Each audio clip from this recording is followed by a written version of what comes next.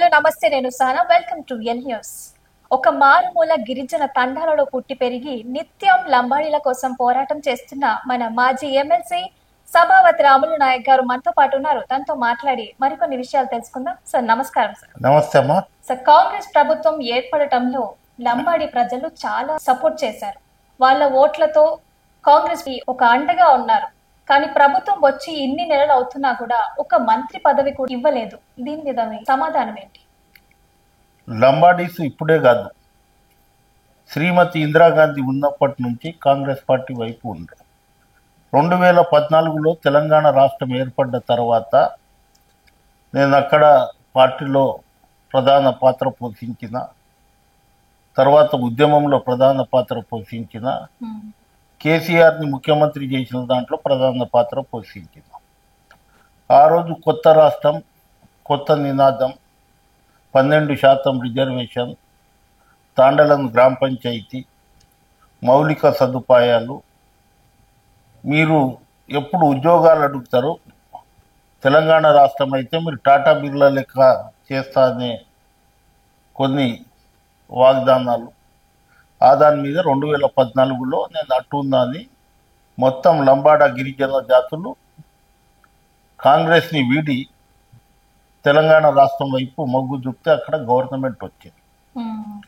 2014 తర్వాత 23 వరకు టీఆర్ఎస్ ప్రభుత్వం ఉన్నప్పుడు ఆయన ఏం చేయలేదు, మోసపోయిందమనే ఉద్దేశంతో నా పదవి ఇంకా 2 సంవత్సరాలు ఉన్నప్పుడు ఆ పార్టీకి వదిలేసినప్పుడు, తర్వాత నేను వచ్చిన తర్వాత మొన్న జరిగిన ఎన్నికల్లో, శాసనసభ ఎన్నికల్లో ఎట్టి పరిస్థితుల్లో ఈయన దించాలి అనే ఉద్దేశంతో మళ్ళీ నేను కాంగ్రెస్ పార్టీ జాయిన్ అయ్యి కాంగ్రెస్ పార్టీలో పిసిసిలో ఒక ఉపాధ్యక్షునిగా పనిచేసి స్టార్ క్యాంపనర్గా నన్ను ఏఐసిసి డిసైడ్ చేసిన తర్వాత అన్ని తాండలు గూడాలు అన్నీ తిరిగి ఆ రోజు చెప్పిన వాగ్దానాలు ఏంది, ఇలా చేసింది ఏంది, ఇవాళ తెలంగాణ ఎందుకు తీసుకొచ్చినాం, తెలంగాణ వీళ్ళ కుటుంబాల గురించే కాదు కదా, తెలంగాణలో మా పిల్లలకు ఉద్యోగాలు రావాలి, మా పొలాలు పంటలు బాగా పండాలి, మా పొలాలు సస్యశ్యామలంగా ఉండాలి, ఏదైతే భూములు ఏవైతే పర్రెలు బాసినాయో ఆ దాంట్లో నీళ్లు రావాలనే ఉద్దేశంతో 10 సంవత్సరాలు చూసి మీరు ఎప్పుడు ఉద్యోగాలే అడుగుతారు, ఉద్యోగాలు ఇచ్చేటట్లు చేస్తా, మిమ్మల్ని టాటా బిర్లా చేస్తా అనే ముఖ్యమంత్రి ఖాళీ బూటకపు వాగ్దానాలని గ్రహించి ఎవడన్నా సర్పంచ్కు రాజీనామా చేయాలంటే 10 సార్లు ఆలోచన చేస్తారు. అంత పెద్ద ఎమ్మెల్సీ పదవి, గన్మ్యాన్లు, ఓ 3 లక్షల జీతము, నేను ఒక్కని నా కుటుంబం కాదు కదా, నన్ను ఆ రోజు నమ్మి ఓటేసిన వాళ్ళకి నేను ఏమి ఇది చేస్తలేదనే ఉద్దేశంతో కాంగ్రెస్ పార్టీ వైపు మొగ్గు చూపి కాంగ్రెస్ పార్టీని మొన్న ఎన్నికల్లో అధికారంలో తీసుకొచ్చిన ఉదాహరణకు మీకు చెప్తాను. ముఖ్యమంత్రి గారు ఉన్న కోడంగల్ నియోజకవర్గంలో దాదాపు 25 నుంచి 30 వేల ఓట్లు ఆడ కాంగ్రెస్ పార్టీ గెలిచింది. పరిగిలో 35 నుంచి 40 వేలు అనుకుందాం, అక్కడ కాంగ్రెస్ పార్టీ గెలిచింది. తర్వాత తాండూరులో ఒక 25 నుంచి 30 వేలు కాంగ్రెస్ పార్టీ గెలిచింది. తర్వాత మహబూబ్ నగర్లో అదే సంఖ్యలో కాంగ్రెస్ పార్టీ గెలిచింది మహబూబ్ నగర్లో. తర్వాత జడ్చర్లలో ఎక్కువ ఓట్లు ఉంటాయి, కాంగ్రెస్ పార్టీ గెలిచింది. షాద్ నగర్లో కాంగ్రెస్ పార్టీ. కల్వకుర్తిలో 60 వేల ఓట్లు ఉంటాయి, కాంగ్రెస్ పార్టీ గెలిచింది. తర్వాత అచ్చంపేట ఎస్సీ నియోజకవర్గం ఉన్న 50 వేల ఓట్లు ఉంటుంది, ఆడ కాంగ్రెస్ పార్టీ గెలిచింది. దేవరకొండ ఎస్సీ రిజర్వేషన్, అది కాంగ్రెస్ పార్టీ గెలిచింది. తర్వాత నాగార్జున సాగర్లో దాదాపు 40-45 వేల ఓట్లు ఉంటాయి, ఆడ కాంగ్రెస్ పార్టీ గెలిచింది. జానారెడ్డి సాబ్ నియోజకవర్గం, వాళ్ళ కొడుకుని పోటీ చేయించినా గెలిపించింది. తర్వాత మిర్యాలగూడలో లక్ష్మారెడ్డి అనే నా మిత్రుడిని అక్కడ గెలిపించారు. తర్వాత హుజూర్ నగర్, ఏది మన కెప్టెన్ ఉత్తమ్ కుమార్ రెడ్డి. తర్వాత కోదాడలో గిట్ట జనాలు ఉన్నారు, అక్కడ వాళ్ళ మిసెస్ని ఆమెను గెలిపించడం. తర్వాత మైబాద్, డోర్నకల్, తర్వాత ఇల్లెందు నియోజకవర్గాలలో కాంగ్రెస్ పార్టీ గెలిచింది. అదేవిధంగా కొత్తగూడెంలో 40 వేల ఓట్లు ఉన్నాయి, ఆడ సిపిఐ మిత్రపక్షంని గెలిపించినాం. వైరా, పాలేరు, ఖంభము. తర్వాత ఇక్కడికి వస్తే నిజామాబాద్ రూరల్ డిచ్పల్లి పాత నియోజకవర్గం. తర్వాత నారాయణఖేడ్ పోయినసారి 59,000 ఓట్లతోటి 56,000తోటి టీఆర్ఎస్ పార్టీ గెలిచింది. అది నా సొంత నియోజకవర్గం. తిరిగిన తర్వాత నేను ప్రచారం చేసిన తర్వాత 56,000 ఓట్లను మైనస్ చేసి 6,000 ఓట్లతోటి మేము గెలిచినాం. జూకల్ అది 25,000 ఓట్లు లంబాడా అయి ఉంటాయి. అక్కడ 1,600 తోటి కాంగ్రెస్ పార్టీ గెలిచింది. ఇలా నేను చెప్పిన నియోజకవర్గాలు 25-35 నియోజకవర్గాలు ఉన్నాయి. ప్రతిసారి లంబాడా గిరిజనులకు ఇస్తుండే. ఎవరికన్నా ఇచ్చినా అక్కడ అంతకుముందు బాలరాజ్ గారికి ఇచ్చిర్రు ఉమ్మడి రాష్ట్రంలో, అంతకుముందు రెడ్డి నాయక్ గారికి ఇచ్చిర్రు ఉమ్మడి రాష్ట్రంలో. తర్వాత ఇక్కడ తెలంగాణ ఏర్పడ్డ తర్వాత మన చందులాల్కి ఇచ్చిర్రు, సత్యవతి రాఠోడ్కి ఇచ్చిర్రు. అప్పుడు గిట్ట నాకు ఇస్తామనే టైంలో రాలేదు.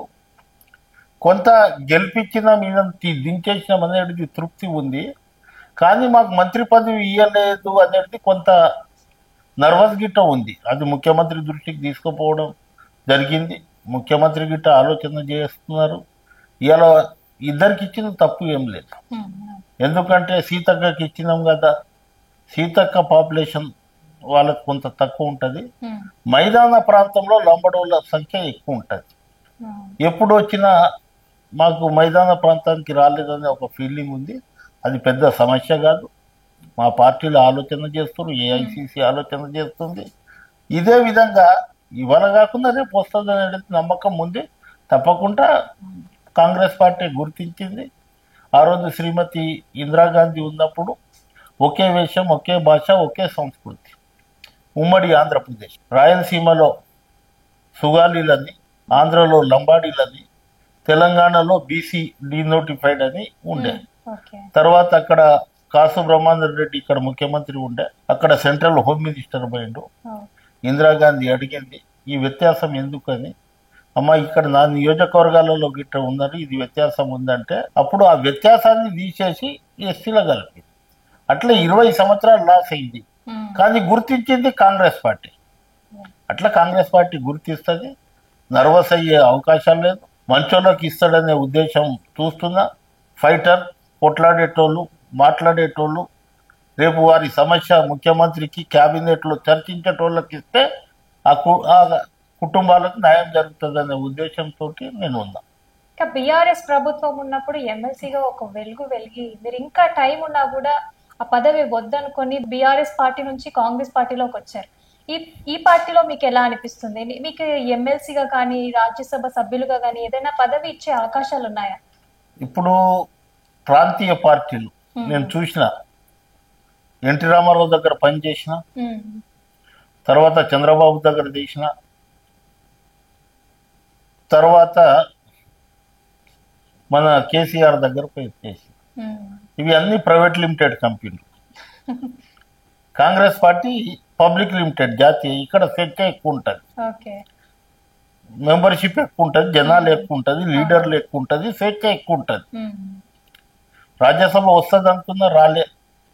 ఎమ్మెల్సీ ఇంకా మార్చిలో ఉంది, చూస్తున్నా. గుర్తిస్తారని అనుకుంటున్నా.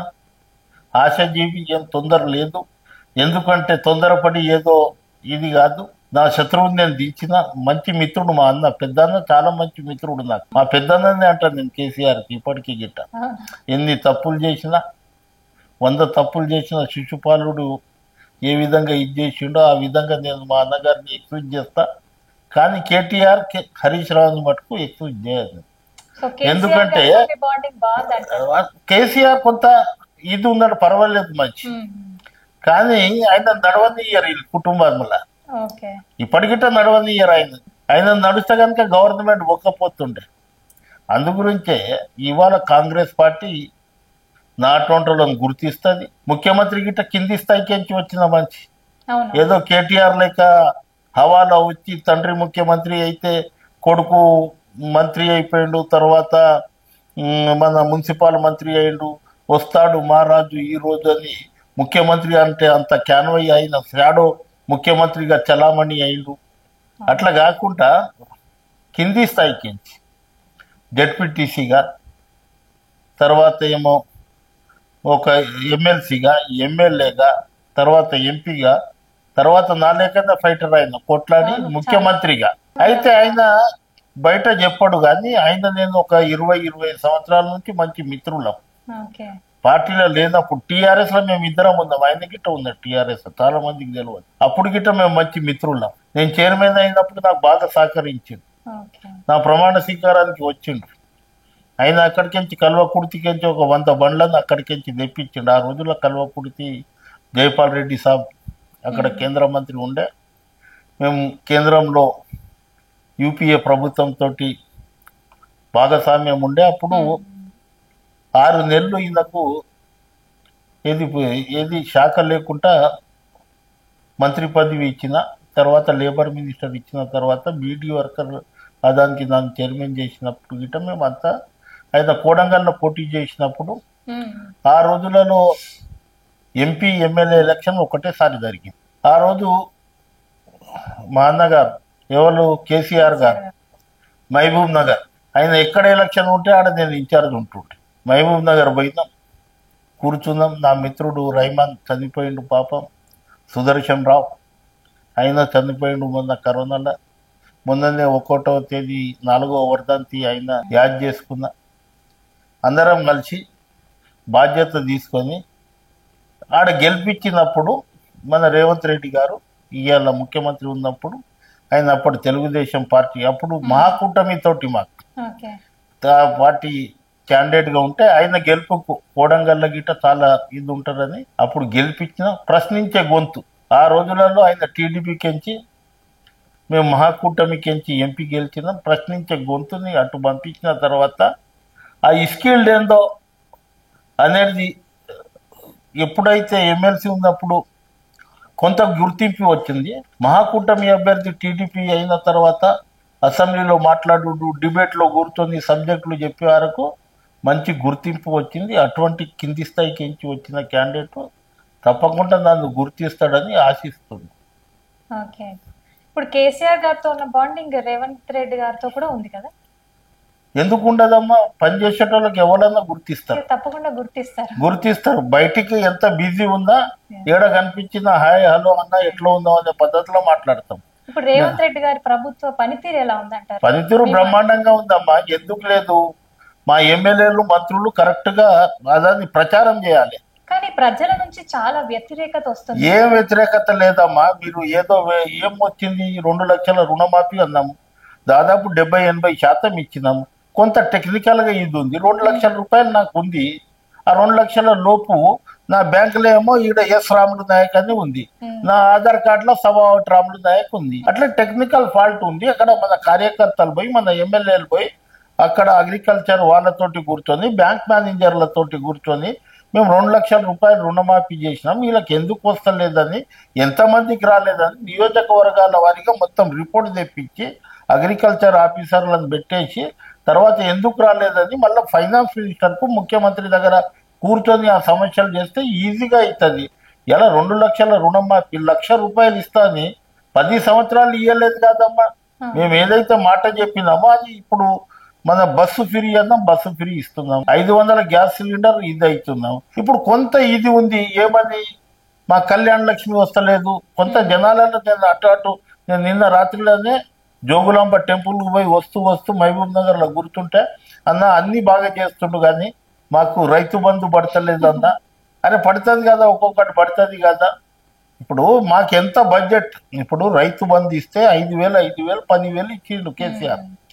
మేము సంవత్సరానికి 15,000 ఇస్తున్నా. మాకెంత అవుతుండే? 2 లక్షలు రుణమాఫీ కాకపోతే బడ్జెట్ తక్కువ అవుతుండే. కళ్యాణ లక్ష్మి 1,116 రూపాయలు ప్లస్ 1 తులం బంగారం 60,000 ప్లస్ 1,116,000 అది ఇస్తే ఎంత తక్కువ అవుతుండే? కానీ మేము మాట ఇచ్చినాము. మా ముఖ్యమంత్రి లక్ష్మీ నరసింహస్వామి సాక్షిగా, దుర్గామాత సాక్షిగా, ఏది అయినా 600 అయినా ఎంత భారం పడ్డా ఎంత ఇదైనా 2 లక్షల రుణం మాఫీ చేస్తామన్నారు. ఆగస్టు 15వ రోజు రుణమాఫీ చేసినాం.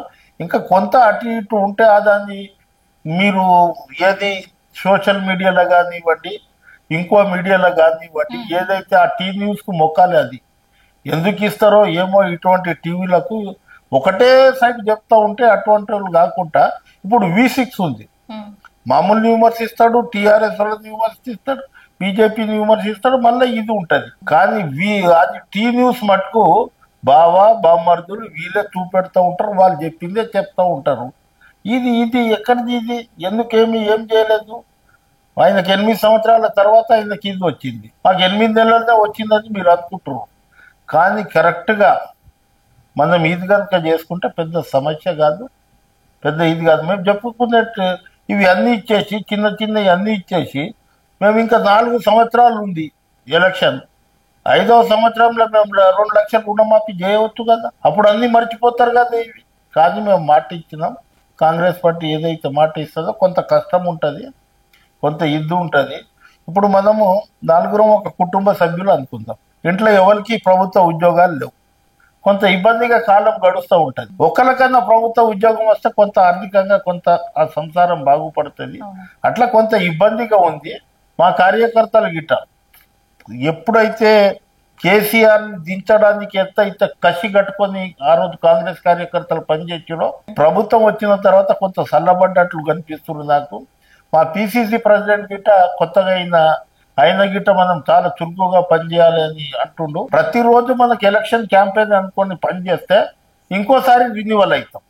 మనం ఇట్లనే ఇంట్లో కూర్చుంటే మనం రిన్యూవల్ కాము. అది అందరి బాధ్యత అనే ఉద్దేశంతో మనం అందరం కలిసి పనిచేయాలి. ప్రభుత్వం చేస్తున్న సంక్షేమ పథకాలు, ప్రభుత్వం ఇస్తున్న రాయితీలు, ప్రభుత్వం ఇస్తున్న ఏదైతే రుణమాఫీ ఉందో అది కేసీఆర్ ఏం చేస్తుండే, 2 లక్షల చేప పిల్లలు ఇచ్చి 20 లక్షలు రాస్తుంటే చేప పిల్లలను లెక్క పెడతావు నువ్వు చెరువుల్లో పోయి.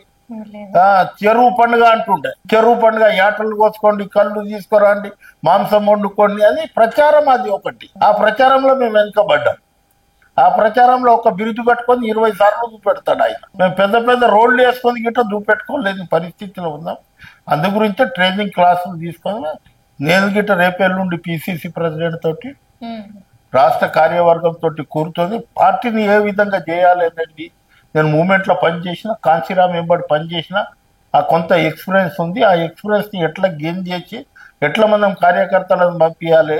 తర్వాత కొత్తగా 50 మంది ఎమ్మెల్యేలు ఉన్నారు, మాకు కొత్తగా వచ్చిన వాళ్ళు గాలిలో గెలిచారు, కాంగ్రెస్ పార్టీ హవాలా తుఫాన్లో గెలిచారు అందరు. అటువంటి వాళ్ళ గిట్ట ముఖ్యమంత్రి కూర్చోబెట్టి ఎంత ఎంత హ్యాపీ ఉంటారు మా ఎమ్మెల్యేలు. ముఖ్యమంత్రి 2 రోజులలో రోజు తర్వాత కలుస్తారు. కానీ అక్కడైతే 6 నెలలు గెలిచకపోయేది మంత్రులే. ఆ విధంగా కొంత కాంగ్రెస్ పార్టీ ఇది ఉంది, కొంత ఏదైతే ఉందో అదని తప్పకుండా ఇది చేస్తాం. ఇప్పుడు ఎలక్షన్ టైంలో 6 పథకాలు అమలు చేస్తామన్న ఒక మాటతోటి కొనసాగింది. ఎలక్షన్ టైంలో ప్రభుత్వం వచ్చిన తర్వాత ఇప్పటి వరకు ఎన్ని కరెక్ట్ గా అమలు అయ్యాయి, ఇంకా ఎన్ని అమలు అవ్వాల్సి ఉంది, వీటి మీద మీ స్పందన ఏంటి? ఇప్పుడు 6 నేను పుట్టినప్పుడు 10వ తరగతి పోను కదమ్మా, ఎల్కేజీ యూకేజీ తర్వాత 1వ తరగతి. మేము 9 నెలలు అయిపోయింది. 9 నెలలు మేము ఎన్ని గ్యారంటీలు ఇచ్చినాము, ఎన్ని గ్యారంటీలు ఇచ్చేసినాము, రుణమాఫీ చేసినాం. మీరు బీఆర్ఎస్ వాళ్ళు అంటారు 50% అయింది, 60% చేసినామా లేదా? 60%, ఇంకా 40% ఉంది కదా, అది గిట్ట చేస్తాం అనుకుందాం. మా అగ్రికల్చర్ మినిస్టర్ క్లియర్గా మాట్లాడుతుంది ఏ విధంగా ఉంది. రైతు బంధు మేము ఇయ్యమంటుండే, ఎవరికి ఇయ్యము, ఎవరైతే వ్యవసాయం చేయడం ఆయనకు రైతు బంధు ఇయ్యమంటున్నాం, కరాఖండిగా చెప్తున్నాం. ప్లాట్లు అయిన వాళ్ళకి గిట్ట రైతు బంధు ఇచ్చిర్రు, ఆడు వ్యవసాయం చేయని వాళ్ళకి గిట్ట రైతు బంధు ఇచ్చిర్రు. అటువంటిది ఆపుతామంటున్నాం. ఎవరైతే సామాన్యంగా రైతు వ్యవసాయం చేసేటోళ్ళకి వాళ్ళకి ఇస్తామంటారు. అగో మేము అందరికి ఇయ్యలేదా, మీరెందుకు ఇయ్యరు, చిలక పలుకులు బలుకుతురు. ఎవరైతే వ్యవసాయం చేసిరో వాళ్ళకి ఇస్తామంటారు. దాన్ని ఇగో రైతు బంధు ఇగో 10 మందికి ఇచ్చి వస్తుంది, ఎవరు మాట్లాడారు, ఒక్క మనిషికి రాదు, అది మొత్తం ప్రచారం చేస్తూ ఉంటాడు ఊర్లో. ఇది వచ్చిన వాళ్ళు గిట్ట తీసుకున్న వాళ్ళు గిట్ట మౌనంగా ఉండకుండా, ఇగో మా ఊర్లో ఇంతమందికి వచ్చిందిరా, నీ టెక్నికల్ ప్రాబ్లం ఏమైనా ఉంటే మనం మాట్లాడదామని చెప్పాలి. వచ్చినోడు తీసుకొని జేబులో వేసుకొని ఏం మాట్లాడకుండా ఉంటే మీ అటువంటి వాళ్ళు ఇదేటి వాళ్ళు ఏమంటారంటే, అరే అక్కడ ఇస్తలేరు అని చెప్తున్నారు సార్ అని అంటారు. అది కరెక్ట్ కాదు. ఇది తీసుకున్న రైతులది గిట్ట బాధ్యత. ఏదైతే బెనిఫిట్ వచ్చిందో లేడీస్కి 500 గ్యాస్ సిలిండర్ ఇస్తున్నాం. అది గ్యాస్ సిలిండర్ మహిళలు చెప్పాలి, జెంట్స్ కంటే ఎక్కువ. 1100 ఉండే అండి, 500 గ్యాస్ సిలిండర్. ఆ రోజులలో నేను ఇక్కడికి వచ్చి భద్రాచలం పోవాలంటే నాకు దాదాపు 1000 రూపాయలు బస్ కిరాయి అవుతుండే. ఇవాళ మన అక్కలు అందరు కలిసి ఇవాళ పౌర్ణమి ఉంది పోదాము, ఇవాళ అది ఉంది పోదామని 10 మంది కలిసి హాయిగా ఇంట్లో చెప్పకుండా మేము పోతున్నాం దర్శనానికి అని పోతున్నారు.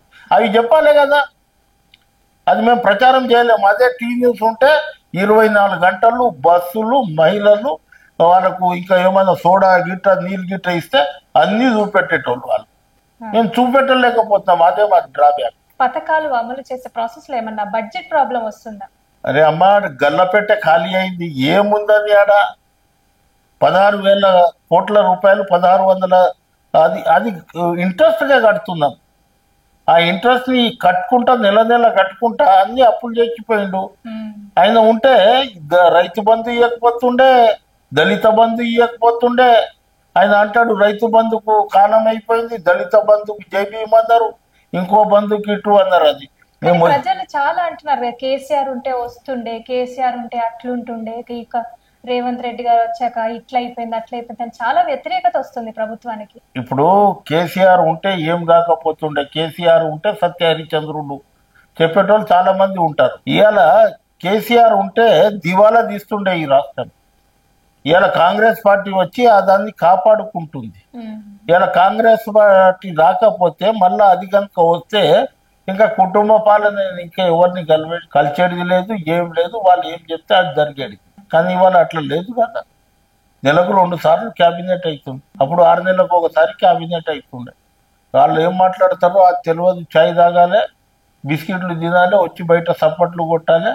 ఎవరన్నా ఇది చేయాలంటే తండ్రి చేస్తుండే, లేకుంటే కొడుకు చేస్తుండే, లేకుంటే హరీష్ రావు చేస్తుండే. ఇలా మా మంత్రులు ప్రతి క్యాబినెట్లో ఒక్కొక్కరు మాట్లాడే అవకాశం ఆ విధంగా ఇంత ఉంది.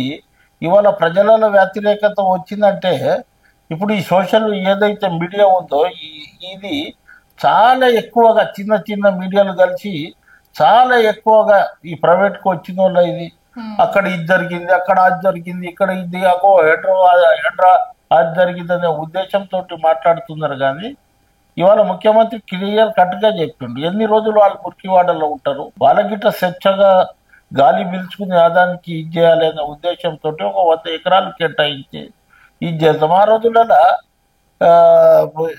ఇది ఎవరు ఇది చేసిర్రు, ఏది మన మూసీ నదిది మేము చేయలే కదా. ఆ రోజు జీవో ఇచ్చింది ఎవరు, కేసీఆరే కదా. ఆ రోజు ఒకరిని చైర్మన్ చేసింది ఎవరు, మూసీకి ఒక చైర్మన్ చేసిండు ఠాకూర్ ఏదో సింగ్ అయినా మా మహారాజ్ గెచ్చి ఒక ఎక్స్ఎమ్మెల్యే. అన్నీ వాళ్ళే చేసి తర్వాత ఇల్లు కూలగొట్టాడు, దాన్ని ఉంటుంది బద్నాం అవుతుంది అనే ఉద్దేశంతో మళ్ళీ వెనుకకు జరిగి ఈ విధంగా చేసిరు వాళ్ళు. ఇలా మేమేదో కొత్తగా చేసినట్లు అది తప్పు కదమ్మా. ఈ హైడ్రా కూల్చివేతల మీద కూడా ప్రజల నుంచి చాలా వ్యతిరేకత వస్తుంది. దీని మీద మీ స్పందన ఏంటి? ఇప్పుడు మర్డర్ చేసినోడు అంట మళ్ళీ పోయి డెడ్ బాడీ దగ్గర ఏడ్చినట్లు. ఎవరన్నా అంటే నాకు మంచి మిత్రుడు ఉండే, ఇప్పుడు సపోజ్ మీరే ఉన్నారు అనుకో, ఒక జర్నలిస్టు రకరకాలుగా వార్త రాస్తే ఆమె పోయి దాడి చేసి మర్డర్ చేస్తాను, తెల్లారికి మీ డెడ్ బాడీ దగ్గర వచ్చి నేనే ఏడుస్తా. ఈయన ఆ రోజులలో ఈయన మున్సిపల్ మంత్రి ఉన్నాడు కదా, నిన్న ఆ దాంట్లో వీడియో చూపెడతాం మీకు. ఇదే కేటీఆర్ గారు నిర్దాక్షంగా కొట్టేయండి ఇళ్ళను, నిన్న మొన్న వీడియో ఇదే ఇది అది. ఆ రోజులలో ఏం చెప్పిండు, ఇవాళ పోయి మూసీకి నేను ఉందా, మా బావ ఉన్నాడు ఒక కాలువకు, ఎడమ కాలువకు నేను ఉందా, కుడి కాలువకు మా బావ ఉన్నాడు, అది పద్ధతిలో చెప్పుకుంటే జనాలు అదాన్ని చూడాలి. ఇవాళ మేము కొట్టేయాలని మొత్తమే కొట్టేస్తలేము. ముందుగా మేము హైదరాబాద్ తీసుకొచ్చినప్పుడు ప్రజలు ఇచ్చేసారు, చెరువులను కాపాడుతున్నారు, మంచి స్కీము, చెరువులలో ఎవరైతే కట్టుకుంటున్నారో వాళ్ళకి అది ఎందుకు చెప్తలేరు? ఒకటి మూసి మూసి మూసి మూసి తప్ప గండిపేట ఎందుకు చెప్తలేరు? మైసమ్మ చెరువు ఎందుకు చెప్తలేరు? లేకుంటే ఇంకో చెరువు ఎందుకు చెప్తలేరు? 3700 చెరువులు ఏదైతే నైజాం నవాబ్ కట్టిన గొలుసు చెరువుల గురించి ఎందుకు మాట్లాడతలేరు? ఒకటే ఏమన్నా అంటే ఇది కనిపిస్తూ ఉంటుంది. ఇది ఇవాళ సగం మంది మంచిగా ఖాళీ చేసి పోతున్నారు, వాళ్ళని కన్విన్స్ చేయాలి. ఈ విధంగా మనం మాట్లాడి మా జిల్లా మంత్రి పొన్నం ప్రభాకర్ గిట్ట గట్టిగా ప్రయత్నాలు చేస్తుండ్రు, కలెక్టర్ గట్టిగా ప్రయత్నాలు ఈ విధంగా చేస్తున్నారు. కానీ వాళ్ళని ముంగట్ట పెట్టి రెచ్చగొట్టి రకరకాలుగా ఆ రోజు ఎందుకు కూలగొడతా ఉన్నది ఏంటంటే ఈయననే ఎందుకు నిర్దాక్షంగా కొట్టండి, ఇక్కడ కలెక్టర్ని పెట్టుకొని, ఇక్కడ మన హెచ్ఎండిఏ మన ఎవరు ఆయన సెక్రటరీని పెట్టుకొని రకరకాలుగా ఈయననే ఇన్స్ట్రక్షన్స్ ఇచ్చిండు కదా, వీళ్ళే ఇచ్చేసారు కదా. ఈసారి కనుక వీళ్ళు వస్తే మేమైతే డబుల్ బెడ్రూమ్ ఇస్తున్నాం కానీ వాళ్ళు బుల్డేజర్ పెట్టి అన్ని తీసేస్తుండే. పో, ఎవరికి చెప్పుకుంటావు చెప్పుకోపో అని. అంటే ఇప్పుడు హైడ్రా పేరుతో జరుగుతున్న కూల్చివేతలకి చాలా మంది మధ్యతరి కుటుంబాలు రోడ్డు మీద పడిపోతున్నాయి. వాళ్ళకి నోటీసులు ఇవ్వకుండానే వచ్చులు కూల్చేస్తున్నారని బాధపడుతున్నారు, ఏడుస్తున్నారు. దీన్ని ఒక పార్టీ వ్యక్తిగా మీరు సమర్థిస్తున్నారా? లేదమ్మా, ఇది కొంత ఆలోచన చేసే సమయం ఉంది. మొన్న హైకోర్టు గిట్ట కొంత ఇది చేసింది మా అధికారులకు. ఇప్పుడు ఎవరైతే ఇందులో చిన్న చిన్న మీడియా సంబంధించిన వాళ్ళు, నేను హైడ్రా కంప్లైంట్ చేస్తా, నాకు ఇన్ని పైసలు ఇస్తారా ఇయ్యరా, ఇది ప్రభుత్వ భూమి అని చెప్పి ఇట్లా కొంత రకరకాలుగా జనాలను మభ్యపెట్టి ఇది చేస్తారు. ఇస్తే మంచిది, లేకుంటే వాళ్ళు పోయి కంప్లైంట్ చేయగానే ఇది చేస్తారు. ఇప్పుడు అదానికి ఇప్పుడు మేము గిట్ట చూస్తున్నాము. అంతకుముందు అదానికి ఇది లేదు, ఎట్లా ఇస్తారు జియో మీద అని చెప్తే మన క్యాబినెట్లో తీర్మానం చేసి ఇది చేసినాం. ఇప్పుడు ఎక్కడైతే ఇది ఉందో దాని మీద మొత్తం విచారణ జరిపించి ఏ విధంగా చేయాలనో వాళ్ళకు నోటీసులు ఇస్తున్నాం. ఇచ్చి ఏం చేయాలనేది వాళ్ళకి చెప్తాము. ఇన్ని రోజులలో ఖాళీ చేయండి, లేకుంటే ప్రత్యామ్నాయంగా ఎక్కడన్నా ఇది చేస్తాం, లేకుంటే ఇదాన్ని ఇది చేయండి, ఇదాన్ని నష్టపరిహారం ఏదో ఒకటి ఆలోచన చేస్తాం. కానీ ఇప్పుడు మీ చాలా పెద్ద మీడియా ఉన్నాయి, ఆ మీడియాలో ఎవరు సరిగ్గా ఇది చేస్తలేరు కదా. చిన్న చిన్న ఇది సంబంధించిన వాళ్ళు ఏదైతే సోషల్ మీడియాలో ఇదైన వాళ్ళు అది అది ఎక్కువ ఇది చేస్తారు. కొంత మీరు అన్నట్లు కొంత అసంతృప్తి ఉంది. నేనేం ఆదానికి ఇది చేస్తలేదు. ప్రభుత్వం అన్నాడు తృప్తి అసంతృప్తి రెండు ఉంటాయి. అన్ని తృప్తిగా జరగవు కదా. తృప్తి జరుగుతుంది, అసంతృప్తి జరుగుతుంది. అటువంటిది ఉంటే మేము గిట్ట ముఖ్యమంత్రి దృష్టికి తీసుకుపోతాం. మా ఇక్కడ మాకేమో హైదరాబాద్ సిటీ చుట్టుపక్కల మా ఎమ్మెల్యేలు లేరు. ఆ రోజు టీఆర్ఎస్ కేసీరు, వాళ్ళకు అనుకూలమైన ఎమ్మెల్యేలు ఉన్నారు. అందు గురించి వాళ్ళు ఎక్కువ ప్రచారం చేసుకుంటున్నారు, మేము తక్కువ ప్రచారం. అక్కడ మా మిత్రుడు మైనంపల్లి హనుమంతరావు కొంత వాళ్ళను ఇది చేస్తుండు. ఇక్కడ మా అటువంటి చెప్తూ ఉన్నాము. మేము మీడియాలో వస్తలేం కానీ జనాలకు చెప్తూ ఉన్నాం. అది ఏ విధంగా చేసుకోవాలనేది అది ఉంది. కొంత మీరు అన్నట్లు వచ్చింది, దాని మీద ఏం చేయాలని చెప్పి ఆలోచన చేస్తున్నాం. మేము బీదోళ్ళని ఇచ్చేయాలి. బీదోళ్ళ ప్రభుత్వమే ఇది. ఇంద్రమ్మ రాజ్యం అంటే బీదోళ్ళకి ఇల్లు ఇచ్చుడం. ఇంద్రమ్మ రాజ్యం అంటే పట్టాలు ఇచ్చింది. ఇంద్రమ్మ రాజ్యం అంటే నీకు లావణ్య పట్టాలు ఇచ్చి నీకు మొత్తం హక్కులు కలిగి ఇచ్చింది. కానీ మేము గుంజుకోలే కదా. 3 ఎకరాల భూమి దళితుడు ముఖ్యమంత్రి టాటా బిర్లా, రంగా బిర్లా చేసిండు అందరికి. టాటా బిర్లా పక్కకు పెట్టు, రంగా బిర్లా చేసి ఇవాళ పెద్దగా మాట్లాడుతున్నారు సత్యహరిచంద్రుడు లెక్క. అది జనాలు చూస్తారు, రెచ్చగొట్టడానికి చాలా చేస్తారు. ఇది కట్టాలంటే 1 నెల సంవత్సరం అవుతుంది. ఇది కూల్చేయాలంటే 1 నెల అవుతుంది, 1 రోజు అవుతుంది. అందు గురించి కొంత బాధలో ఉన్నారు. అది తప్పకుండా ప్రభుత్వం ఆలోచన చేస్తుంది. ప్రభుత్వం అన్నప్పుడు ముఖ్యమంత్రి గిట్ట ఒక మంచే కదా, ఏం భగవంతుడు కాదు కదా. ఆయన మంచిగా హోదాని గౌరవించాలి. హోదా అనేది ఇంపార్టెంట్. అరే రేవంత్ రెడ్డి పొట్టోడా రకరకాలుగా చెప్తే ఆయన గిట్ట అదే దాంట్లో సమాధానం చెప్తుండు. వాళ్ళు చెప్పేదంటే వాళ్ళ మాటలలో ఒక గౌరవ ముఖ్యమంత్రి అండి ఎవరైనా ఉండదు. ఆ పదవి ఇంపార్టెంట్. ఆ పదవికి ఇచ్చేయాలి. కానీ దొరల అహంకారం చూపెడితే ఎట్లా ఉంటది.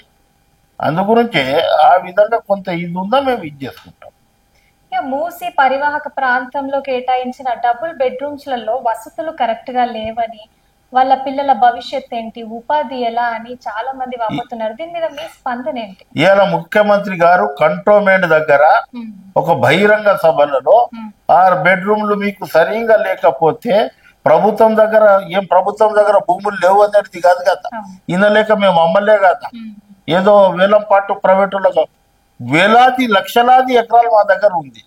ఎక్కడనో 100 ఎకరాలు చేసి ఒక టౌన్ ఇది చేస్తాం. ఏది ఒక ప్లానింగ్ చేసి ఒక మంచి మోడల్ కాలనీ లెక్క తయారు చేసి అక్కడ పెడతారు. డబుల్ బెడ్రూమ్ కట్టింది మేము కాదు కదా. ఆ రోజుల్లో మళ్ళీ వాయు గాలి కలుషితం లేదు. ఆ రోజు మేము రాగానే అన్నీ అయినాయి. ఇవి ఆడ ఉండడానికి ఇది లేదు. మురికిలలా దోమలలా, తర్వాత డెంగ్యూ రకరకాలుగా వాసనతోటి మంచిగా ఉండాలనే ఉద్దేశంతో చెప్తున్నారు. మురికి కాలువలో ఎన్ని రోజులు ఉంటాము, ఎన్ని రోజులు ఆ వాసనకి ఇచ్చేస్తాం అనే ఉద్దేశంతో ముఖ్యమంత్రి ఇచ్చేసిండొచ్చు. ఏమన్నా ఉంటే మీరు వాళ్ళ కేటీఆర్కి వాళ్ళకి వీళ్ళకి ఇస్తారు కదా, మీరు డైరెక్ట్గా ముఖ్యమంత్రి ఏదో సోషల్ మీడియాలో తిట్టి శాపనాలు ఇస్తే ఇది కరెక్ట్ కాదు కదా. శాపనాలు ఏమన్నా మనిషి అన్నప్పుడు అనేక పొరపాట్లు జరుగుతూ ఉంటుంటాయి. అప్పుడు మనమే ముఖ్యమంత్రి దగ్గర పోయి కూర్చొని మాట్లాడే పరిస్థితులలో ముఖ్యమంత్రి కలవడానికి సిద్ధం ఉన్నప్పుడు, సార్ మాకు ఇదిగా సార్ డబుల్ బెడ్రూమ్ ఆడ సరిపోతలేదు సార్, మాకు ఒక 100 ఎకరాలు కేటాయించి మేము సంవత్సరానికి ఇంత కట్టుకుంటాం, నెలకి ఇంత కట్టుకుంటాం అనే ఉద్దేశంతో మళ్ళీ వాళ్ళ పేరు మీదనే రిజిస్ట్రేషన్ చేసి ఇచ్చేస్తారు. ఇప్పుడు నాకు అసలు రూమే లేదు, కిరాయి రూమ్ లో ఉంటా, నేను 5-6 వేల రూపాయలు కట్టుకోవాలి కదా నెలకు. అదే 5-6 వేలు ఇచ్చేసుకొని మొత్తం మంచి డిజైన్ గా ఇచ్చేసి వాళ్ళ ఆర్థిక లాభ ఎంత ఇన్కమ్ ఉంది అది చూసుకొని ఆ విధంగా ఆ స్కీమ్ ని తీసుకొచ్చి 20-25 సంవత్సరాలు ఇచ్చేసి అదే ఇంట్లో ఉండి ఆ కిరాయి ఇల్లు ఏదైతే కట్టుకుంటుండో అవే ఇన్స్టాల్మెంట్ కట్టుకొని అది మొత్తం క్లియర్ అయిన తర్వాత బ్రహ్మాండంగా ఆయన ఇంటి ఓనర్ అవుతాడు కదా. సో ఇందిరమ్మ రాజ్యం అని చెప్పుకుంటున్న కాంగ్రెస్ ప్రభుత్వ పనితీరు బాగుందంటారు? ఇందిరమ్మ పనితీరే బాగుందండి భారతదేశంలో. ఈ పవర్ కట్స్ మీ గురించి మీరేమంటారు? పవర్ కట్ ఎక్కడ ఉందమ్మా? పవర్ కట్ కొత్త ఇదైతుంది. పవర్ కట్ అంటే ఇప్పుడు 24 గంటలు మనం అప్పుడు ఇది చేయలేదు. పవర్ కట్ కు ఇక్కడ మన దగ్గరనే ఇప్పుడు జైపూర్ పవర్ ప్లాంట్ ఉంది, అది 1200 మెగావాట్లు అప్పుడు కాంగ్రెస్ పార్టీ చేసింది. ఈయన ఒక పవర్ ప్లాంట్ ఈ శంకుస్థాపన చేయలేదు, ఒక పవర్ ప్లాంట్ ఎక్కడికించి ఈయన 10 సంవత్సరాలలో ఉత్పత్తి చేయలేదు. కాంగ్రెస్ పార్టీ కట్టిన పవర్ ప్లాంట్లు విద్యుత్ అక్కడికించే ఉత్పత్తి అవుతుంది. ఈయన ఛత్తీస్గఢ్, జార్ఖండ్ ఆ ఏరియాలకి తీసుకొచ్చి మనకు 4 రూపాయలు పడే ఆదాని మీద 12 రూపాయలు పర్ మెగావాట్ కి ఈ రకాలుగా ఇచ్చి ఆదానికి ఎంత ఇది చేసుకోవాలనే ఉద్దేశంతో ఇది చేస్తూ ఉంటే కొంత అంతరాయం కలుగుతూ ఉంటది. అంతరాయంతో అగో నేను ఇట్లా రెప్పగొట్టుకుంటే కరెంట్ పోకపోతుండే, రేవంత్ రెడ్డికి చేత కాదు, కరెంట్ పోతుంది, రకరకాలుగా చెప్తున్నారు. కానీ ఎట్లా మనం సేవ్ చేయాలి, కరెంట్ ఎంత ఇది చేస్తున్నారు అనేది దాని మీద ఒక కమిటీ ఉంది, అది చేస్తున్నారు. అరే 1 సంవత్సరం కాలేదు, 100 సంవత్సరాలు లెక్క అవో అయిపోయింది అని ఈ విధంగా దుష్ప్రచారం చేస్తున్నారు తప్ప ఇంకోటి లేదు. సమంత గారి గురించి కొండా సురేఖ గారు చేసిన వ్యాఖ్యలకి అంటే కాంగ్రెస్ పార్టీ వ్యక్తిగా మీరేమంటారు? ఇప్పుడు ఆమె ఇవాళ ఉదయమే జరిగిన పొరపాటుకు సారీ చెప్పింది అక్క. సారీ చెప్పిన తర్వాత ఎంత పెద్ద ఇదైనా దాన్ని ఎక్స్క్యూజ్ చేస్తారు. కానీ అక్కినేని నాగార్జున పోయి మళ్ళీ కోర్టుల డిఫర్మేషన్ ఇవ్వడం అది ఆయన విజ్ఞాతకే వదిలేస్తున్నాము. ఆ రోజులలో రెచ్చగొట్టారు ఆమెను. రఘునందన్ ఒక ఎంపీగా ఒక సిస్టర్గా ఆమె వస్తే ఒక దండ ఏది మన వాళ్ళు ఎవరైతే రివర్స్ ఉన్నారో ఆ చేసిన దండ వేసుకుంటా పోతే దానికి ఏదో రకరకాలుగా ఇది చేసిన తర్వాత ఆమె బాధ అనిపించి ఏడ్చింది. ఒక మంత్రి ఏడ్చే పరిస్థితి ఎందుకు ఏడుస్తుందండి? సానుభూతి గురించా? ఏమన్నా ఓట్లు ఉన్నాయా? ఇప్పుడు ఇంకా 4 సంవత్సరాలు ఉంది ఎన్నికలు. ఆమె బాధ అనిపించి ఏడ్చినప్పుడు అయ్యో ఇది తప్పు అని అందరు అన్నారు కదా. తర్వాత ఆమె కామెంట్ చేసిన తర్వాత సినీ హీరోల మీద కామెంట్ కానీ ఆ ఫ్యామిలీల మీద కామెంట్ చేసిన తర్వాత మళ్ళీ ఆమె గ్రహించి తప్ప ఎక్స్క్యూజ్ వైజ్ నేను సారీ చెప్పుకుంటున్నాను చెప్పిన తర్వాత ఆ సమస్య ఇంకా ఉత్పన్నమే కాదు. దాన్ని తీసుకొని ఇంకా ఈ మీరు గిట్లా టీవీలలో ఇట్లా అడగడం కరెక్ట్ కాదనుకుంటున్నా. ఆ సమస్య పరిష్కారం అయిపోయింది, ఆ సమస్య అయిపోయింది. టిఆర్పిఎస్ స్థాపించారు, ఇంకా గిరిజనుల రిజర్వేషన్స్ పెరిగాయని అనుకుంటున్నారా? ట్రైబల్ రిజర్వేషన్ పోరాట సమితి అని పెట్టినారు 2020లో. అప్పుడు కాంగ్రెస్ పార్టీ లేదు. 6 నుంచి 12% ప్రభుత్వం వచ్చిన 1 నెలకే చేస్తా అన్నాడు. తర్వాత ముఖ్యమంత్రికి అనేక మెమోరాండాలు ఇచ్చిన తర్వాత కాకపోతే 2000 ప్రభుత్వం పోతుంది ఇంకా 6 నెలలు అన్నప్పుడు 10% రిజర్వేషన్లు వచ్చింది. కొట్లాడినప్పుడే కదా. ఇలా రాముడు నాయక్ ఉన్నందుకు బంజారా భవన్ వచ్చింది ఒక 100 కోట్లది, 22 కోట్లు దాని శాంక్షన్ కట్టడానికి తీసుకుందాం. 100 కోట్లదేమో మన ఆ భూమి అక్కడ ఆడ 2 లక్షల గజం 1 ఎకరా భూమి తీసుకుందాం. నేను ఒక్కనే తీసుకోలే కదా, అక్కడ పక్కన నా మిత్రులు ఆదివాసులకు 1 ఎకరా ఇప్పించిన 24 కోట్లతోటి అది కట్టినాం, 22 కోట్లతోటి. తర్వాత ఎస్సీలకు అక్కడ బాబు జగజీవన్ రామ్ భవనం కట్టి ఈ 3 భవనాలు కట్టినాం. రాములు నాయక్ చేసినందుకే కదా ఆ రోజు పోరాటం. అది కట్టినాం. తర్వాత 10% రిజర్వేషన్ తీసుకొచ్చిన, తర్వాత తాండలను గ్రామ పంచాయతీ చేసిన, తర్వాత ఎక్కడన్నా బంజారా పూజారులకు గిరిజన పూజారులకు దీపధూప నైవేద్యం వర్తిస్తుండేనా అది ఇప్పించిన, ఎక్కడన్నా మార్కెట్ కమిటీల ఎక్కడన్నా రిజర్వేషన్ ఉండేనా చైర్మన్లకు రిజర్వేషన్ ఇప్పించిన, తర్వాత వైన్ షాప్లలో ఎప్పుడన్నా రిజర్వేషన్ అని తెలుసుకుర్రా అక్కడ బంజారాలకు ట్రైబల్లకు వచ్చింది రిజర్వేషన్, తర్వాత గౌడు వాళ్ళకు 10% రిజర్వేషన్ ఇప్పించిన. అది అంత పోరాటమే కదా, అది కొట్లాటతో అదంతా వచ్చింది కదా. నేను 4 సంవత్సరాలు ఉన్నా ప్రశ్నించే గొంతుగా ప్రజల తరపున మాట్లాడినోని వీళ్ళ భజన చేసుకుంటా డోలు వాయించుకుంటా ఉండలేదు కదా. అందు గురించి ఇవి అన్ని చేసిన, ఇంకా చాలా పనులు చేసిన, ఇంకా చెప్పుకుంటా పోతే చాలా ఇది ఉంది. టీఆర్పీఎస్ ఇది నేను ఉన్నా లేకపోయినా వ్యవస్థ ఉంటుంది, దానికి ఇంకోళ్ళు ఎవరో వస్తారు పని చేస్తూ ఉంటారు, అది నడుస్తూ ఉంటుంది. ఇలా సమస్య ఉంది, రేపెల్లుండి ముఖ్యమంత్రి దృష్టికి తీసుకుపోయి ఒక పెద్ద ఎత్తున ఆల్ ఇండియాలో ఒక సెమినార్ పెట్టి 29 రాష్ట్రాలలో ఎవరైతే వీళ్ళు ఉన్నారో, ఇక్కడ మేమేమో ఇక్కడ ఎస్టీల ఆంధ్రప్రదేశ్ తెలంగాణ కొన్ని బీహార్ అటువంటి జాగాలో మేము ఎస్టీలు, కర్ణాటక ఢిల్లీలో మేము ఎస్సీలం, కొన్ని జాగాలో మహారాష్ట్రలో డీనోటిఫైడ్ ఇట్లా ఉన్నాం. ఎక్కడైతే అది ఉందో ఎక్కడ ఎస్సీ ఎస్టీలు ఉన్నారో ఆ రాష్ట్రాలలో ఉండనియండి. ఎక్కడైనా అదర్ కాస్ట్లో ఉన్నారో బీసీలో కొంత ఉన్నాం, తర్వాత అసలు ఎందులో లేము, కొన్ని జాగాలో అసలు ఎవరు గుర్తించలేదు. అది మొత్తం పార్లమెంట్లో అదని ఒక చర్చ జరిపించి ఒక పెద్ద ఎత్తున రాహుల్ గాంధీని అక్కడ పిలిచి డీలిమిటేషన్ లో గిట మైదాన ప్రాంత లంబాడా గిరిజనులకు అన్యాయం జరుగుతుంది. ఏజెన్సీ ప్రాంతంలో ఉన్న వాళ్ళకి పాపం రిజర్వేషన్ వస్తుంది, కానీ మైదాన ప్రాంతంలో ఉన్న అవి అన్ని టీఆర్పీఎస్ తరఫున నడిపించి తర్వాత డీలిమిటేషన్ ఇచ్చేపించి తర్వాత మొన్న ముఖ్యమంత్రి వచ్చిన తర్వాత వీధి మర్చిపోయిన బంజారా సేవాలాల్ మహారాజ్ కోర్టు నుంచి 2 కోట్లు చేపించిన. ఈ విధంగా చాలా పనులు చేసినాం. ఇవి అన్ని తీసుకుపోయి ముఖ్యమంత్రి దృష్టికి తీసుకుపోయి 29 రాష్ట్రాలలో ఉన్న గిరిజనులను తీసుకొచ్చి హైదరాబాద్లో ఒక పెద్ద ఎత్తున సెమినార్ పెట్టి ముఖ్యమంత్రి దృష్టికి తీసుకుపోయి, ముఖ్యమంత్రికి తెలియంది ఏంది కాదు, ఆయన కోడంగల్లో ఉన్నప్పుడు ఆయనకు అక్కడ లంబాడాస్ ఉన్నారు, గిరిజనులు ఉన్నారు. తర్వాత ఆయన పుట్టి పెరిగిన ఊరు వాళ్ళ మామ ఎవరైతే జైపాల్ రెడ్డి సాబ్ ఉన్నాడో ఆయనను గెలిపించే దాంట్లో కల్వకుర్తిలో ప్రధాన పాత్ర లంబాడా గిరిజనులు ఉన్నారు. వాళ్ళ మామ వాళ్ళ జీవితంలో మొత్తం లంబాడా వాళ్ళ ఎంబడి ఉన్నారు. పార్టీలను చూడలే, కుటుంబాలను చూసి వాళ్ళ ఎంబడి ఉన్నారు. ఆయనకు మంచి అవగాహన ఉంది. తప్పకుండా అది న్యాయం జరుగుతుంది. అతి త్వరలో అది గిట్ట పెడతారు. మీ లంబాడి భాష బోల్బోలి భాష కదా? అవును. దాన్ని రాజ్యాంగంలో చేర్చాలని కూడా పోరాటం జరుగుతోంది కదా. నేను ఫిబ్రవరి 15 రోజు సేవాలాల్ మహారాజ్ జయంతి సందర్భంగా ఇది 8వ షెడ్యూల్లో గోరుబోలిని గుర్తించాలి, మీరు అసెంబ్లీలో తీర్మానం చేయండి అని చెప్పడం జరిగింది. ముఖ్యమంత్రి దానికి సానుకూలంగా ఇచ్చేసిండు. తర్వాత భారతదేశంలో 50 సంవత్సరాల నుంచి ఒకటి చాలా పెద్ద ఇది ఉండే, సేవాలాల్ పుట్టినరోజు మాకు సెలవు దినంగా గవర్నమెంట్ ఎంప్లాయీకి ప్రకటించాలని చెప్పారు. కానీ ఏ రాష్ట్రం చేయలేదు. మొన్న వచ్చిన తర్వాత నేను ముఖ్యమంత్రికి గట్టిగా ఇది చేసి ఒప్పించి మెప్పించి భారతదేశంలో ఎక్కడ లేకుండా ముఖ్యమంత్రి గారు మొన్న సేవాలాల్ మహారాజ్ జయంతికి గిరిజనులకు సెలవు దినంగా ప్రకటించారు.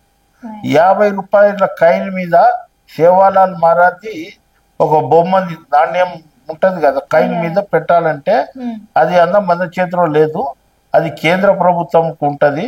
నేను ప్రధానమంత్రికి లెటర్ రాస్తాను గిట్ట చెప్పడం జరిగింది. ఇవి అన్ని సమస్యలు ఆయన దృష్టికి ఉంది. తప్పకుండా ఇవి అన్ని మనం దృష్టికి తీసుకుపోతాం. మా 3 అడ్వైజర్లు ఉన్నారు మాకు. ఒక దిక్కు ఏమో వేం నరేందర్ రెడ్డి గారు ఉన్నారు, మా ఎస్సీ ఎస్టీకి ఏమో మన షబీర్ అలీ గారు ఉన్నారు, అటు కేసీ వేణుగోపాల్ ఉన్నారు, ఇంకా కొత్త ఆయన వచ్చిండు మా కేశవరావు. వీళ్ళంతా రాజకీయ అవగాహన ఉన్న మనుషులు కదా. వీళ్ళు గిట్ట ఇందిరాగాంధీ ఎప్పటి పనిచేసిన వాళ్ళే కదా. వీళ్ళని గిట్ట అందరినీ కలిపి అన్ని ఇది చేసుకొని ఆల్ అడ్వైజర్స్ తోటి డిస్కస్ చేసి తర్వాత ముఖ్యమంత్రి దృష్టికి తీసుకుపోయి గవర్నర్ దృష్టికి తీసుకుపోయి నేను ఉన్న రోజులు పోరాడుతూనే ఉంటా. మాకు పదవి వచ్చినా రాకపోయినా వీళ్ళ పక్షాన నిలబడతా, వీళ్ళ పక్షం గురించి మాట్లాడతా. వీళ్ళ ఒక్క పక్షమే కాదు, ఎస్సీల గురించి మాట్లాడతా, ఎస్టీల గురించి మాట్లాడతా, బీసీల గురించి మాట్లాడతా, ఓకే. కార్మికుల గురించి మాట్లాడతా, అగ్రవర్ణాల వారిలో రెడ్డిస్ కానివ్వండి, బ్రాహ్మణ్స్ కానివ్వండి, బిలో పవర్టీ లైన్ కింద దరిద్ర దివ్యరేఖ కింద ఉన్నోళ్ళ వాళ్ళ గురించి గిట్ట మాట్లాడతా. కానీ నాకు ఒకటే, రాములు నాయక్ ఫలాని కులానికి లీడర్ అని చేయకుండా నాకు అన్ని కులాలతోటి సంబంధాలు ఉన్నాయి. అందు గురించి నేను అందరి లీడర్, నేను జనరల్ నాయకుని. ఒక టైం ఉండే ఏది బంజారాల ఐడెంటిటీ కావాలనేది, అప్పుడు ఆ బ్యానర్ చేసుకున్నా. మొన్న ఆదివాసులకు ఏది గోండోలకు లంబాడకు జరిగినప్పుడు మొత్తం బంజారాలకు సరూర్ నగర్ లో 1,00,000 మందిని జమ చేసి పెద్ద బహిరంగ సభ పెట్టి బంజారాల పైన దాడిని ఖండించిన. అట్లా రకరకాలుగా ఎక్కడైతే అన్యాయం జరుగుతుందో ఆడ రాముడు నాయక్ అంటారు. అన్యాయం ఉన్న దగ్గర మీరు 100% అందులో ఎటువంటి లేదు. సో అయితే ఈ హైడ్రా పేరు మీద చాలా వరకు మధ్య తరగతి కుటుంబాల ఇళ్లను కూల్చేశారు. వాళ్ళ పరిస్థితి దీనంగా అయిపోయింది. ప్రభుత్వం నుంచి కూడా నష్టపరిహారం అన్నది ఎన్ని ఇళ్ళు కూల్చేసిరా అనుకుంటున్నారు మీరు? ఎన్నైనా కూడా పిల్లలు చాలా. ఓకే అమ్మా, అది మాకు గిట్ట బాధగా ఉంది, అది గిట్ట మాకు బాధ ఉంది. అది ముఖ్యమంత్రి గిట్ట ఆలోచన చేస్తుండు ఏ విధంగా చేయాలనేది. మేము వాళ్ళతోటి గెలిచిన వాళ్ళం, వాళ్ళ ఆశీర్వాదంతో ఇవాళ మేము ప్రభుత్వంలో ఉన్నాం. ఎవరైతే మాకు ఓటేసిన వాళ్ళకి పని చేస్తున్నాం, మేము ఓటేసిన వాళ్ళకి మేము ఎందుకు ఇది చేసుకుంటాం? మేము వాళ్ళని కాపాడుకుంటాం. పొరపాటు జరుగుతూ ఉంటాయని చెప్పినా కదా, భగవంతులతోటే జరిగింది, మేమెత్తామా. అది ఏమన్నా ఉంటే ముఖ్యమంత్రి వాళ్ళతోటే స్వయాన ప్రగతి భవన్లో ఎక్కడనో కూర్చొని వాళ్ళతోటే మాట్లాడతాడు. ఆయన ఉద్యమంలో పనిచేసినోడు, భయపడేటోడు కాదు. లేకుంటే ఏమన్నా లాలొచ్చి లేదు, లేకుంటే ఏమన్నా నేను సంపాదించాలి ఒకటే పాప. ఆయనకు పావుసేరు బియ్యం అరగదు, వాళ్ళకి ఈడ క్వింటల్ బియ్యం అరుగుతుంది. ఎక్కడ? ప్రగతి భవన్లో అంతకుముందు ఉన్న ముఖ్యమంత్రికి. ఆయనకు అంత ఆశ లేదు, ఆయన వెల్ సెటిల్, సంపాదించి అన్నీ ఉన్నాయి. ఒకటే పాప కదా, ఒక మిసెస్, ఇంతే కదా, అంతే తప్ప ఇంకేముందమ్మా. జనాలే ఆయన కుటుంబ సభ్యులు. అదే ఇది ఆయన ఎప్పుడు చెప్తా ఉంటాడు, రామనాథ మనం ఉన్న రోజులు, మనం ఎన్ని రోజులు ఉన్నాం అనేది కాదు ఇంపార్టెంట్, మనం ఎన్ని రోజులలో ఏం పని చేసినాము అనేది ఇంపార్టెంట్ అని చెప్తారు. కాంగ్రెస్ పార్టీలో హేమాహేమీలు ఉన్నారు, మా మంత్రులు ఉన్నారు, ఒకరికంటే ఒకరు మించిన వాళ్ళు ఉన్నారు, నాలెడ్జ్ పరులు ఉన్నారు. ఇంత ఒకటేసారి మంత్రులు అయ్యేటోళ్ళు కాదు కదా. ఇంతకుముందు కొండ సూర్యక అయింది, తర్వాత ఇప్పుడు మొన్న సీతక్క అయింది మహిళలకు. అంతకుముందు 10 సంవత్సరాలలో మీరు చూసిరు కదా, 5 సంవత్సరాలు అయితే మంత్రి పదవే లేదు మహిళలకు. ఇలా మహిళల గురించి మాట్లాడతారు, వాళ్ళు ఏడుస్తే హరీష్ రావు ఏడుస్తారు. ఇవన్నీ ఏదో సింపతి గురించి. ఇన్ని రోజులు మళ్ళీ ముఖ్యవాడలో పోలేదు మళ్ళా కేటీఆర్. అంటే ఇప్పుడు ఏమన్నా ఉంటే పొద్దుగాల లేవంగానే రాత్రిలో కళల్లో మూసే యాదికి వస్తుంది దానికి. మేము ఎట్లా కోల్పోయినామో, ఎట్లా మాకు జనాలు అన్నారో ఎట్లా దగ్గర చేసుకోవాలనే ఉద్దేశంతో తప్ప, మళ్ళీ ప్రభుత్వంలో ఎట్లా రావాలని తప్ప, మాకున్న ఆవేదన, మాకున్న వాళ్ళకు ఏం చేయాలనేది వాళ్ళకి ఎక్కడ ఉందమ్మా. రాజకీయాల్లోకి రావాలనుకునే నేటి యువత మీరిచ్చే సందేశం? రాజకీయాలు రావాలంటే ముందుగా పుస్తకాలు చదవాలి, చరిత్రలను చదవాలి. తర్వాత చంద్రశేఖర్ ఆజాద్ యూపీలో ఒక కుర్రోడు వెళ్ళిండు, మొన్న దాదాపు 2-3 లక్షల మెజారిటీ తోటి గెలిచాడు. అటువంటి వాళ్ళ దగ్గర పోయి ఎక్స్పీరియన్స్ తీసుకోవాలి. ఒక కార్యకర్త ముఖ్యమంత్రి అయ్యాడు, అటువంటిది వాళ్ళ పుస్తకాలు రాసినవి చదవాలి. చదివి రాజకీయాలలో వస్తే సంపాదనే కాదు కదా, సేవ చేసేటోడు రాజకీయంలో రావాలి. సంపాదన చేసేటోళ్ళు ఏమో టాటా బిర్ల దగ్గర బిజినెస్ చేస్తారు. అది చెప్తుంది. రాజకీయాలు రావాలి. మీరు ఐఏఎస్ ఐపీఎస్ ఎట్లయితే అవుతురో అదేవిధంగా రాజకీయాలలో గిట్ట ఎమ్మెల్యేలు మంత్రులు కావి ప్రజల పక్షాన నిలబడితే మీరు 100% ఉంటారు. రానున్న రోజులలో మీకు మంచి పదవి రావాలని మనస్ఫూర్తిగా ఆశిస్తున్నాము. Thank you so much. Okay అమ్మా, రైట్. మరిన్ని వీడియోస్ తో మేము ముందుకుంటాం. Thanks for watching. Keep watching L news.